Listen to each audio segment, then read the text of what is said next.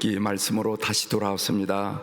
출애굽기 25번째 시간이 되겠는데, 오늘 말씀의 제목은 제7계명 간음하지 말라라는 그런 제목이에요.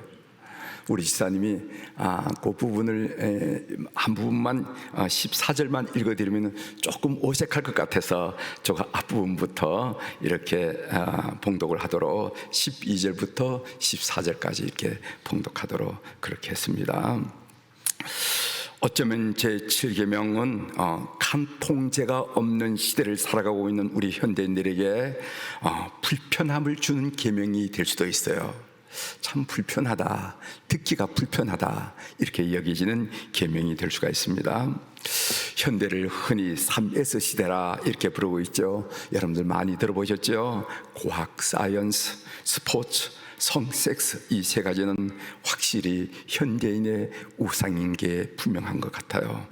그 중에서 성은 아름다운 예술의 옷을 입고 미혹의 미소를 흘리면서 현대인의 시선을 사로잡고 있습니다.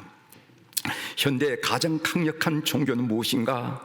기독교도 아니고 이슬람교도 아니고 불교도 아니고 바로 성의 종교라라고 말하는 어느 언론인의 그 이야기, 그 글을 본 적이 있습니다. 이 종교는 가장 많은 숫자의 신도를 거느리고 이 지상에 군림하고 있습니다. 문학에도 예술에도 캠퍼스에도 주점에도 부유한 사람들의 저택에도 정치에도 언론에도 상업에도 종교에도 성의 노골적인 유혹과 광기는 현대인들에게 성을 숭배하라고 소리치는 것을 오늘 우리는 듣고 있습니다. 문자 그대로 우리는 음란의 시대에 살아가고 있습니다. 그러나 성경은 이 시대를 살아가고 있는 하나님의 사람들에게 너희는 이 세대를 본받지 말라라고 말씀하고 있어요. 복음은 예전이나 지금이나 그 당시에 타락한 문화와 항상 충돌했어요.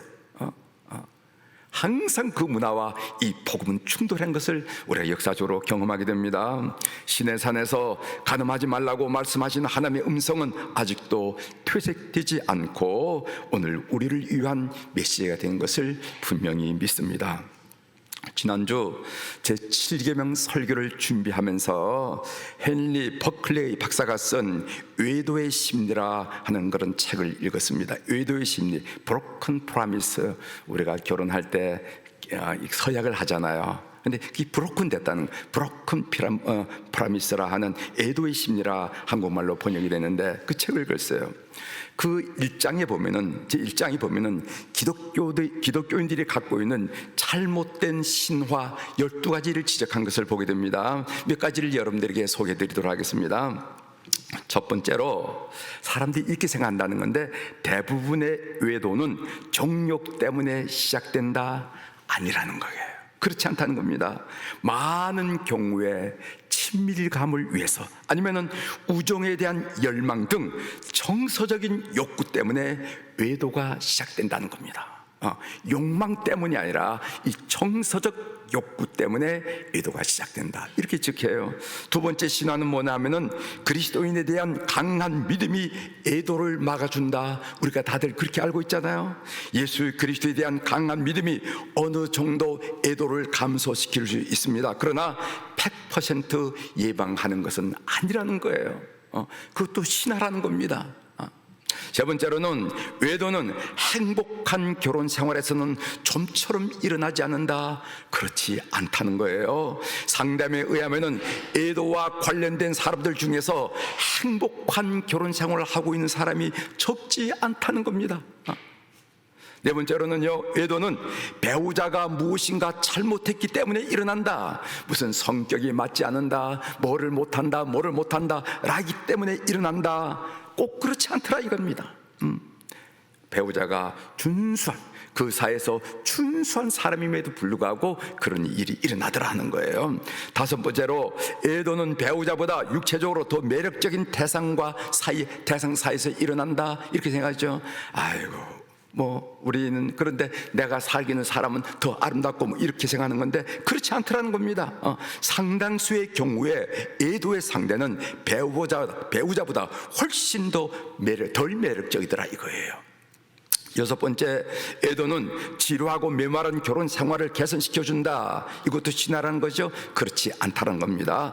잠시 결혼 생활의 곤태감을 털어낼 수 있을지 모르지만은 엄청난 희생과 고통을 몰고 온다는 것입니다. 그 12가지가 쭉 있는데 오늘 그 얘기다 하면은 오늘 여러분들에게 드릴 말씀이 없기 때문에 이렇게 그 중에서 몇 가지를 여러분들에게 소개해 드렸습니다. 우리가 이런 사람은 아닐 거야, 이런 사람은 아닐 거야, 이런 신화가 있는데 그게 아니라 하는 얘기를 먼저 지적한 것을 봤습니다. 이제 본문을 좀 살펴보도록 하겠습니다. 여기에 간음이라 하는 단어가 나오는데 이 간음은 무엇을 의미합니까? 히브리인들은 간음을 나헤브라 이런 말로 사용하는데 이 말은 기혼자가 자기의 남편이나 아내 외의 이성과 맺는 불법적인 성관계, 이것을 간음이라 이렇게 얘기한다는 겁니다. 이 말은 주로 기혼자들의 성범죄를 일컬을 때 사용되는 단어이고, 또 미혼자들의 성범죄를 일컬을 때 사용되는 단어가 음행이라 하는 단어인데 그 뜻을 약간 달리하고 있다 한 얘기입니다. 하지만은 이 단어는 모든 종류의 성범죄, 즉 강간, 남색, 동성연애죠, 수간, 동물, 그 다음에 동성연애, 매음 행위 또는 혼전 성관계 등 광범위한 의미를 내포하고 있다는 것입니다. 성애, 남용, 오용, 악용 등 모든 유형의 성행위에 관련되어 사용하는 단어라는 것이죠. 여러분, 우리가 마태복음 5장 28절에 보면 예수님께서 나는 너희에게 이르노니 음욕을 품고 여자를 보는 자마다 마음에 이미 간음하였느니라 하면서 간음을 정리할 때 우리 주님께서 그렇게 말씀하신 것을 우리가 읽게 됩니다. 인간에게는 성욕이 있어요. 음식을 먹고자 하는 식욕이 있듯이 성욕이 있습니다. 이것은 본능이에요. 인간에게 성욕이 없다면 종족을 번성시킬 수 없을 것입니다. 따라서 성욕 자체는 죄라가 할 수가 없어요. 인간에게 일어나는 성적인 호기심 그 자체는 인간이 건강하다, 정신적으로 육체적으로 건강하다라는 그런 모습일 것입니다. 그러나 음욕을 품고라고 우리 주님 말씀하셨는데, 음욕을 품고라는 말은 다른 의미를 가진다는 것입니다. 이것은 비합법적인 방법으로, 성경이 동의할 수 없는 방법으로 성적 대상을 자기 것으로 소유하고 싶어하는 그런 마음속의 계획을 말합니다. 문제는 우리의 문화가 음욕을 품고 살기에 너무 쉬운 문화라는 것입니다. 음욕을 품도록 자극하고 충동하는 것들이 사방에 널려 있어요. 여러분, 이미 법적으로 간통죄가 없어졌습니다. 이상한 동영상들이 여러분들이 지금 들고 있는 그 핸드폰에 넘쳐납니다. 대부분의 드라마와 영화가 불륜을 사랑으로 미화시키고 있어요. 이런 우리가 호흡하고 있는 이것이 바로 우리가 호흡하고 있는 이 시대, 이 사회 문화라는 것이죠. 왜 간음을 금지하고 정지하는지 성경 말씀을 찾아서 그 이유를 좀 한번 알아보도록 하겠습니다. 왜 간음을 성경은 반대하는가? 첫 번째로, 간음은 우리 자신을 파괴시킨다. 오늘 얘기는 우리 자신을 파괴시키고, 가정을 파괴시키고, 우리 사회를 파괴시키고, 사회국가를 파괴시키고, 그리고 종말의 심판을 받기 때문에 이 얘기를 지금 하려고 했는데, 첫 번째, 간음은 우리 자신을 파괴시키기 때문입니다. 제가 성경을 인용해 드리겠어요. 잠언 6장 26절에 보면은 음료로 말미암아 사람이 한 조각 떡만 남게 됨이며 음란한 여인은 귀한 생명을 사냥함이니라. 이어서 잠언 6장 32절 33절에 보면은 여인과 간음하는 자는 무지한 자라. 이것을 행하는 자는 자기의 영혼을 망하게 하며 상함과 능욕을 받고 부끄러움을 씻을 수 없게 다나니 라는 말씀이 있습니다. 이처럼 음행은 자기의 영혼이 심하게 다치게 만들고, 여기 사냥한다는 말, 사냥, 그리고 인격의 능력과 수치와 부끄러움을 가져오고, 그리고 삶의 가난을 가져오는 것이 바로 이것이라는 겁니다. 둘째, 간음은 가정을 파괴하기 때문에 그렇습니다. 성경을 읽어드리겠어요. 히브리서 13장 4절을 보면은 모든 사람은 결혼을 귀히 여기고 침소를 더럽히지 말라. 침소, 가정의 공간, 중요한 공간이죠. 침소를 더럽히지 않게 하라. 음행하는 자들과 간음하는 자들을 하나님이 심판하시리라. 이렇게 성경은 당부하고 있습니다. 간음은 친소를 더럽히고 가정을 깨뜨리는 행위라는 거예요. 그래서 제7계명이 중요한 이유는 뭐냐면은 결혼을 지키려는 하나님의 마음이 담겨있기 때문에 제7계명이 중요하다는 겁니다.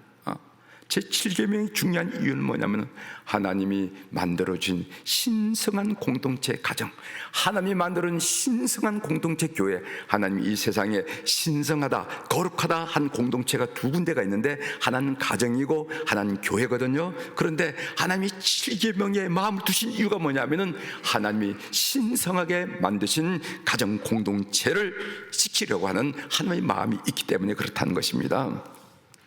유대인의 속담 가운데 가정에서 발생하는 성적 부도덕은 야채를 좀 먹는 벌레와 같아, 이런 말이 있어요. 마치 배추벌레가 채소밭을 망가뜨리듯이 성적인 부도덕은 가정을 망가뜨리고 몰락시킨다는 거예요. 깨어진 가정, 방황하는 자녀들, 그리고 성적 질병의 고통은 모두 간음이 남긴 열매라는 것입니다. 세 번째로는 간음은 사회를 파멸시키기 때문에 그렇습니다. 엘턴 트루브로드라는 사람인데 이분이 이런 이야기했어요. 문명의 부패는 잘못된 도덕의 미화에 있다. 이 문명이 부패됐다. 이 문명이 건강한, 우리 문화가 건강한 문화다. 우리 문명이 건강하다. 아니면 타락했다. 이렇게 이 기준이 뭐냐 하면은 그것은 바로 잘못된 도덕. 이건 잘못된 거야.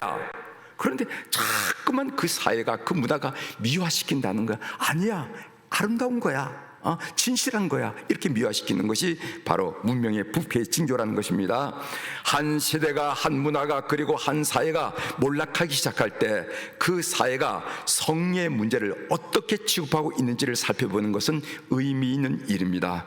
잘못되고 부도덕한 일을 오히려 당연한 것으로 받아들이기 시작할 때 그 사회는 심각한 위기를 맞게 된다는 것을 우리가 역사적으로 보게 된다는 것이에요. 소돔과 고모라의 멸망의 원인은 말할 것도 없이 음행의 범죄였습니다. 폼페이의 멸망은 음란과 간음의 죄가 가져온 어둡고 무서운 최후였습니다. 한 역사가는요, 로마의 멸망사를 취급하면서 이렇게 증언했습니다. 로마는 히랍을 정복했지만은, 그렇죠? 그리스가 로마 제국으로부터 멸망당하지 않았습니까? 로마는 히랍을 정복했지만은 히랍의 타신 문화와 오염된 성문화는 오히려 로마를 정복하고 말았다 그랬어요. 정치적으로는 로마가 그리스를 정복했는데 오히려 그리스의 배타에 있던 그런 다신 문화와 타락한 성문화가 오히려 로마를 정복하고 말았다는 거예요. 로마는 히랍을 정복했지만은 히랍에 썩고 부패한 성문화까지 정복할 수 있는 거룩한 기운, 거룩한 능력이 그들에게는 없었던 것입니다. 마침내 이 강대국은 그 작은 문제로 말미암아 로마는 무너지고 말았다 하는 것을 우리가 알지 않습니까? 부도덕을 정복하지 못한 사회는 오래 갈 수가 없어요. 개인에게도 그것은 마찬가지입니다. 이것이 우리가 역사를 통해서 배울 수 있는 아주 교훈이라는 것입니다. 그래서 오늘 우리가 이 사회를 바라보면서, 우리 민족의 장래를 바라보면서 이런 문제를 우리 그리스도인들이 심각하게 생각하고 우리가 맑은 물이 되지 않으면은 이 사회에, 이 한반도는 어려움을 당한다 하는 것을 우리가 알기 때문에 이 문제를 강조하는 거예요. 네 번째로 무서운 심판이 따르기 때문에 그렇습니다. 여러분, 본문을 살펴보면요, 간음하지 말라라고 간단히 말한 다음에 그 다음에 이어지는 설명이 없어요. 이러기 때문에 간음하지 말라라거나 이러한 징계이기 때문에 간음하지 말라는 설명이 없습니다. 제2계명을 비교해보면요, 제2계명 너를 위하여 새긴 우상을 만들지 말라고 한 다음에 어떤 설명이 붙어있냐면은 네 하나님 여호와는 질투하는 하나님인즉 나를 미워하는 자의 죄를 갚되 아버지로부터 아들에게로 3, 4대까지 이르게 하거니와 라고 이렇게 경고를 이어서 하신 말씀을 보게 됩니다.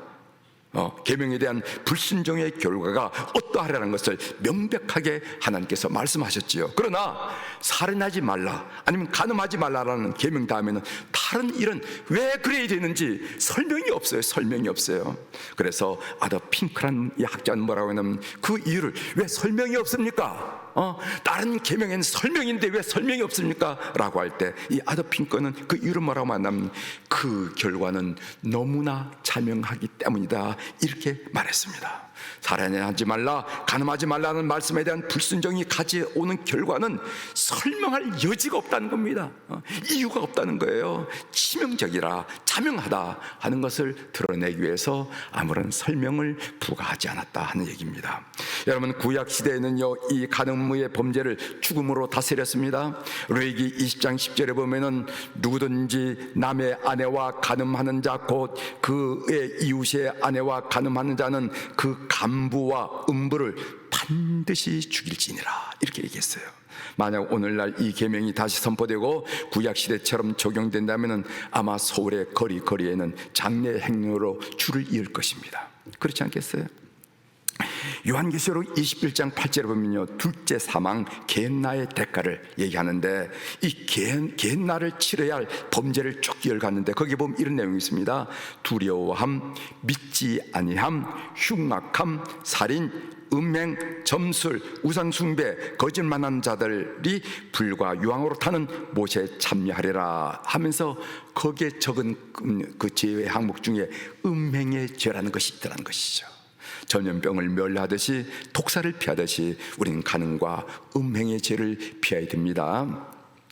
어떻게 하면 이런 유혹을 이길 수가 있을까? 제가 여러분 세 가지를 말씀을 좀 드리려고 합니다. 첫 번째, 피하십시오. 디모데후서 2장 22절에 보면요, 성경은 너는 청년의 정욕을 피하라, 이렇게 말씀하고 있어요. 간음의 죄, 이것은 싸워야 할 죄가 아니라 피해야 할 죄라는 것입니다. 내가 한번 싸워보겠다 하고 나서면 안 된다는 거예요. 이 유혹은 대적해서 이길 죄가 아니고 피함으로 승리할 수 있는 죄입니다. 이제까지 이 죄와 대적해서 이긴 사람 단 한 사람도 없어요. 여러분, 잠언 6장 27절 28절에 보면은 아주 실제적이고 아주 흥미있는 충고가 나와 있습니다. 들어보십시오. 사람이 불을 품에 품고서야 어찌 그의 옷이 타지 아니하겠으며, 당연하다는 얘기죠.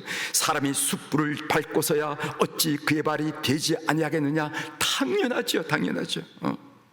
그래서 이어서 29절에 보면은요, 남의 아내와 통간하는 자도 이와 같을 것이라, 그를 만지는 자마다 벌을 면하지 못하리라, 이렇게 말씀하고 있어요. 무조건 음행의 자를 피해야 된다는 거예요. 성경은 피함으로써 이 죄를 극복했던 가장 고전적인 신뢰를 하나님의 사람 요셉을 통해서 우리에게 보여주고 있습니다. 창세기 39장에 보면은 보디발의 아내가 요셉을 유혹할 때 그는 내가 어찌 이 큰 악을 행하여 하나님께 죄를 지으리까 하면서 소리치고 도망을 쳤다고 그랬어요. 도망은 이 문제에 대한 최선의 해결책이라는 것입니다. 우리는 우리 자신이 정욕의 노예로 전락하기 전에 그 상황을 피하고 도망해야 된다 하는 것이 성경이 가르치고 주는 첫 번째. 두 번째로는 하나님의 임재를 의식하고 두려워하라는 겁니다. 여러분, 간음의 범죄에 빠지는 사람에게 사탄의 간교하고 사특한 음성이 있는데, 그 사탄의 음성이 무엇인지 아십니까? 아무도 보지 않는다는 거예요. 우리 귀 속에다 아무도 보지 않아, 아무도 보지 않는다는 거예요. 그러나 그것은 착각입니다. 시편 139편 7절부터 10절에 다윗은 이런 고백을 하죠. 제가 천천히 읽어드리겠습니다. 내가 주의 영을 떠나 어디로 가며 주의 앞에서 어디로 피하리까? 내가 저 높은 하늘에 올라갈지라도 우리 하나님은 거기 계시며, 저 수월 그 땅속 깊은 수월에 내 자리를 펼지라도 거기 계시나이다. 내가 새벽 날개를 치며 저 바다 끝에 가 있을지라도 거기에 거주할지라도 거기서도 주의 손이 나를 인도하시며 주의 오른손이 나를 붙드시리다, 이렇게 고백하는 거예요. 하나님의 불꽃 같은 거룩한 눈동자가 어디를 가든지 나를 추적하고 있다는 것입니다. 어느 은폐된 장소에 있다 하더라도 하나님은 나를 똑바로 주목하고 계시고 나와 함께 계신다는 것입니다. 우리가 이런 하나님의 임재를 의식하는 한 이 죄에 빠지지 않을 수가 있다. 하나님 나를 다 보고 계신다 하는 그런 의식을 가지라는 겁니다. 어느 목사님이 설교 중에 이런 말씀하는 것을 들은 적이 있습니다. 우리는 경건한 친구와 함께 이상한 동영상을 볼 수가 없습니다. 그렇죠? 경건한 친구, 여러분들이 아무리 재밌다 하더라도 이상한 동영상을 목사님 이리 와보세요 하면서 같이 볼 수가 있겠습니까? 그럴 수 없잖아요. 여기 질문이 있습니다. 우리 안에 성령님이 계십니까? 여러분 안에 성령님이 계시죠? 대답해 보세요. 성령님 주일날은 교회에서 잠깐 만나고 떠나는 겁니까? 아니죠. 여러분 안에 성령님이 계시죠. 그렇다면 성령님과 함께 이상한 동영상을 볼 수 있을까요? 우리는 경건한 친구와 함께도 이상한 동영상은 못 봐요. 양심이 있으면. 그런데 우리가 내 안에 내주하신 성령님과 더불어 성령 이것 좀 보세요 하면서 이상한 동영상을 볼 수 있겠냐 말이죠. 우리가 아무 마음에 부담감이 없이 이상한 동영상을 본다 그런다면 그 사람 안에는 성령님이 계시지 않음이 분명하다는 것입니다. 아무리 우리가 입으로 성령님은 나와 동행하십니다 라고 할지라도 그런 이상한 동영상을 내 마음에 아무런 부담이 없이 내가 본다고 한다면 그것은 그 안에 성령님이 계시지 않은 것이 분명하다는 거예요. 세 번째로 부부 사이의 사랑의 띠를 더욱 굳게 매십시오. 결혼의 실제적인 이유 중에 하나는 음행을 극복하기 위해서라고 성경은 가르치고 있습니다. 고린도서 7장 2절의 말씀이지요. 음행을 피하기 위하여 남자마다 자기 아내를 두고 여자마다 자기 남편을 두라. 이것이 결혼한 이유의 전부는 아니지만은 결혼의 실제적이고 분명한 이유 중에 하나라는 것을 여러분 기억하십시오. 즉 성욕을 억제하기 힘들면은 차라리 결혼하라는 겁니다. 모든 부분들은 이 말씀을 기억할 필요가 있어요. 남편과 아내는 서로의 성적인 욕구를 충족시킬 수 있는 이 세상에 단 하나밖에 없는 대상이라는 거예요. 꼭 기억하셔야 됩니다. 이렇게 본문의 내용을 좀 정리를 해드리고 삶의 적용으로 제가 한마디 여러분들과 함께 나누고 싶어요. 삶의 적용으로 이 문제에 대한 잠언의 경고를 소개해드리면서 오늘 우리의 모두의 경계로 삼고자 합니다. 여러분 잠언 5장 9절부터 12절에 보면 이런 말씀이 있어요. 잘 들어보십시오. 9절 두렵건대 내 존령이 남에게 잃어버리게 되며 내 수완이 잔인한 자에게 빼앗기게 될까노라. 10절 두렵건대, 자꾸 두렵다고 얘기하는 거예요. 두렵건대 타인이 네 재물로 충족하게 되며 내 수고한 것이 애인의 집에 있게 될까 하노라. 11절 두렵건대 또 두렵다 그럽니다. 마지막에 이르러 내 몸 내 육체가 죄악할 때 내가 한탄하여 12절 말하기를 내가 어찌하여 훈계를 싫어하며 내 마음이 꾸지람을 가벼이 여기고. 이런 말씀을 제가 여러분들에게 읽어드렸습니다. 이 말씀이 잠언 5장 9절부터 12절에 있는 말씀이에요. 제 7계명을 범하면은 첫 번째 성경이 지적하는 것이 뭐냐? 경계하면 지적하는 존령을 잃어버리게 된다. 존령을 내 존령이 남에게 잃어버리게 되며. 여러분 이 존령이란 말은 영어로 뭐냐면 honor한 말이죠. 명예, 영예를 의미하는 말입니다. 여러분 생각해 보십시오. 평생을 노력해서 쌓은 영예를 한순간에 쾌락을 못 이겨서 몽땅 잃게 된다면 여러분 생각만 해도 끔찍하지 않습니까?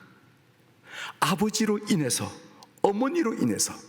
여러분 미국 킨제이 보고서에 보면요 지금 여성들도 이런 문제에 많이 걸린다는 겁니다. 50% 이상이라는 거예요. 아버지로 인해서, 어머니로 인해서 가정이 풍비박산되어서 온 가족이 수치를 당하고 우리 아들들이, 우리 딸들이, 우리 손자들이, 우리 손녀들이 얼굴을 못 들고 다니게 된다면 여러분 생각만 해도 몸소리 쳐지지 않습니까? 제 7계명을 범하면요 존령을 잃게 된다는 거예요. 존령을 잃게 된다.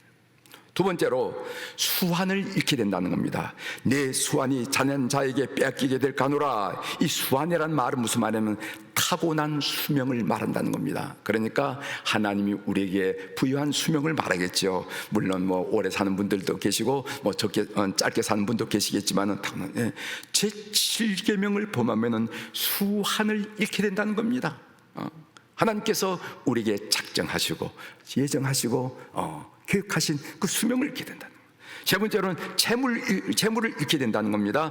타인이 내 재물로 충족하게 되며 내 수고한 것이 여인의 집에 있게 될까 하노라. 여러분 당연하죠. 제 7계명을 보면 재물을 잃게 된다는 것입니다. 여러분 참 그렇지 않아요? 요즘 무슨 뭐 이렇게 재벌 중에서 뭐 이렇게 이혼 소송이 걸려가지고 무슨 뭐 몇 조 얘기도 하고 말이에요. 그런 얘기 우리가 보잖아요. 그 다음에 네 번째로는 건강을 잃게 된다는 겁니다. 마지막에 이르러 내 몸 내 육체가 쇠약할 때 이런 말씀이 있어요. 우린 이런 예를 주변에서 많이 보게 됩니다. 저 어른이 그 젊었을 때 그렇다니까 저렇구나 한 이야기를 여러분 많이 듣잖아요. 제 7계명을 범하면 건강을 잃게 됩니다. 이렇게 모든 것을 다 잃고 후회하게 된다고 성경은 우리들에게 경계를 하는 것입니다. 내가 어찌하여 훈계를 싫어하며 내 마음이 꾸지람을 가벼이 여겼던 거, 내가 어찌 훈계를 싫어하며 내 마음이 꾸지람을 가볍게 여겼던 거, 이렇게 얘기하더라고요. 여러분 이 잠언의 경고를 무심하게 귓등으로 넘기는 여러분이 되지 않기를 주의 이름으로 고면합니다. 에이 그거는 옛날 얘기지, 그렇게 하지 마십시오. 사랑하는 교회 여러분, 아무리 막가는 세상이라 할지라도 이게 정상적이 아니에요. 막가는 세상입니다. 막가는 세상이라 할지라도 우리 교우들은 하나님 말씀에 굳게 서서 타락한 문화에 저항하면서 하나님의 뜻을 이뤄나가는 우리 교우들이 되기를 주의 이름으로 축원합니다. 기도하시겠습니다.